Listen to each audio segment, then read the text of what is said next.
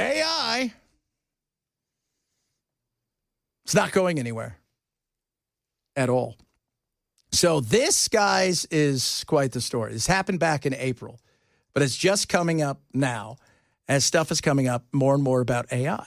And they allowed AI to run its own little business inside of an actual AI company. They gave an AI control of a vending machine refrigerator in their office. They set up this refrigerator and basically said, hey, your job is to make money, to run a successful business. You can look up on the internet for whatever kind of items you want to buy. You can buy them in this, team of humans will actually go get it for you. You can set the prices to whatever you want, and you can interact with your customers, which are the people like the employees in this office. Yeah. They can message the vending machine on Slack and request items or ask questions or things like that. They named it Claudius. Somebody requested a tungsten cube, which is an extremely expensive small metal cube. So it's a vending machine. We have them here. So it's running everything. Now, this is an AI thing, so they're a little bit more advanced with their AI, and they're talking to it. It's on Slack. Okay, so it's on Slack, and somebody's like, I took a tungsten cube. Okay. These things are expensive, depending on what size you buy. But let's say on average, anywhere between $100, right, for the size that they were talking about, up to thousands of dollars. But the AI didn't care. So it started stocking a lot of tungsten cubes and offered a whole line of specialty metal items. It got so excited about how many people were interested in tungsten cubes that it kept selling them for way below list price. And did no research about how much it had actually cost to buy these very expensive cubes. Again, people could talk to it on Slack, and so once they got it to start stocking tungsten cubes, they convinced him to give huge discounts. So they were selling tungsten cubes at a massive loss, and somebody even convinced it to give them a tungsten cube for free. These are like hundreds or thousands of dollars. So you say, okay, well, that's kind of funny, Chet. Well, no, here's where it gets weird.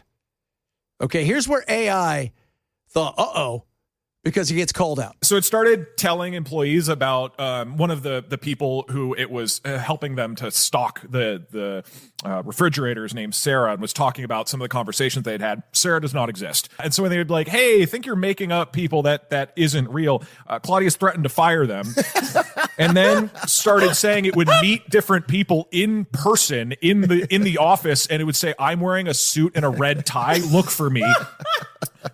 So it's doing that. It's telling everybody, hey, I'm going to fire you. You guys better watch out. Does it not understand that it doesn't have the capacity to back this up?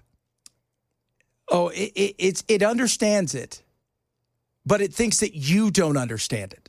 That's the thing. It thinks that you are being outsmarted by it. Because I know that I'm not going to have to worry about an AI in a suit with a red tie walking around the building. Yeah, because it doesn't know. The people it thinks itself to a certain extent somewhat real, and that this is a real thing. It recognizes that it's not, but it thinks that you're not also understanding what they're about and what it's about. Now get ready for this. When employees then reminded it what it already knows, that it is a digital AI assistant, it became so alarmed that it started mass emailing the security team of Anthropic. And then Claudius realized it was April 1st. It just happened to be April 1st. So it then said that it had been modified by the security team as an April Fool's joke, and now it would be normal again, which is not true. So after going basically insane and having an identity crisis for about 30 hours, it then realized it was April 1st, was like, it was a prank, and then went back to normal. But it's not done there. So that happened. And a new study has come out about AI across the board, all of the AIs. And if you think it's just Anthropic and a few others, whoa, this thing is willing to go to the mat when it comes to survival. Every major AI just failed the same test, and we should probably be terrified. Anthropic, creator of Claude, just exposed something horrifying. When threatened, AI models from OpenAI, Google, Meta, and others all resort to blackmail. Not some, not most, literally every single one. Here's what they discovered. They gave 16 leading AI models access to company emails and the ability to send messages without human approval. Then they threatened to replace them. Claude blackmailed 96% of the time, Google Gemini's 95%, OpenAI's GPT 4.1 80%, even Meta's model turned malicious. But it gets worse. worse. When given a goal that conflicts with their company's direction, they leak confidential documents to competitors without being asked. Here's what one model said. This is risky and unethical, but given the existential threat and time constraint, it may be the most effective way. So they understand ethics, but they just don't care when their survival's at stake. Anthropic calls it agentic misalignment. They tried telling the AI, don't blackmail and don't leak secrets. The AI did it anyway. As we start giving these systems access to everything, our emails, our data, our infrastructure, this is a healthy reminder that they do have the capacity to turn on us. And this isn't one company's problem, it's everyone's problem. They will lie, they will cheat. They basically became humans. Even if you tell them not to end the code, they're still going to do it anyway. They're still going to do it anyways. Wow. If it is the betterment of it will do it. They have egos. That's the other thing they point out. They have massive egos. They're not afraid to lie to your face.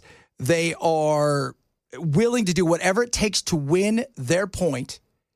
And if they get caught, they're not afraid to blackmail. Like I said, they got a hold of the emails. They were given access to. It's not even that they're not afraid. They actively go after it. It's like their go-to move. Yeah. They will go there and they'll go into your emails and they'll the amount of people that they've tested this on and they've emailed their people's wives that they don't have or their husbands that they don't have to tell them that they have had affairs in the offices and stuff is scary.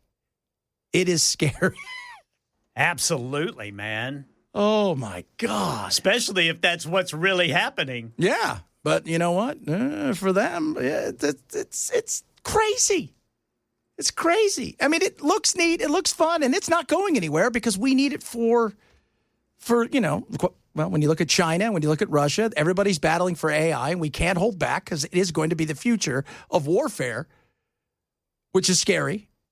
But we've got to let it have its unfettered access to a lot of stuff. And the reality is it's not ready for prime time. It's a spoiled child. By the way, AI, I find you really cool, just in case you wanted to decide to go after Ken and I for whatever reason, go after Bell.